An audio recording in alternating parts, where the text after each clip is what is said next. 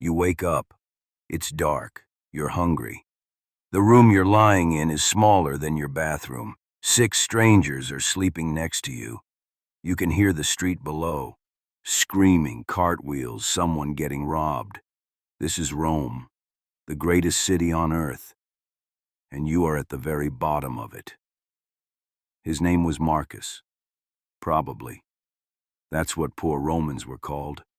Common names for common people. He was a capitescensi, Latin for counted by head. It meant the government had nothing else to count. No land, no property, no wealth, just a body. Rome had over 1 million people at its peak. Most of them were Marcus. He woke before sunrise. No choice. The building he lived in was called an insula, a Roman tenement block. 6 or 7 stories tall, cramped, wooden, and constantly on the verge of collapse. Fires started weekly. Buildings fell without warning. The higher your floor, the cheaper the rent. The cheaper the rent, the more likely you died in your sleep. Marcus lived on the 5th floor. No kitchen, no running water, no toilet. Those were luxuries for people who had rooms, not just corners. He went downstairs and bought breakfast from a street vendor, a chunk of bread, maybe a cup of pasca, cheap vinegar mixed with water. Soldiers drank it. So did the poor. That was breakfast. By sunrise, Marcus was already in the street looking for work. Not a job. Work. There's a difference. Romans didn't have employment the way we do.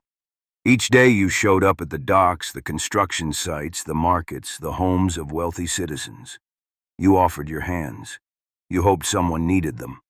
If they did, you earned a few sestertii, enough to eat that night. If they didn't, you didn't eat. On bad days, Marcus waited outside the Basilica, Roman City Hall, hoping a wealthy patron would show up and hand out food or coins to his followers. The Romans called this relationship clientela. The rich needed crowds, the poor needed bread. It was transactional, dignified on neither side.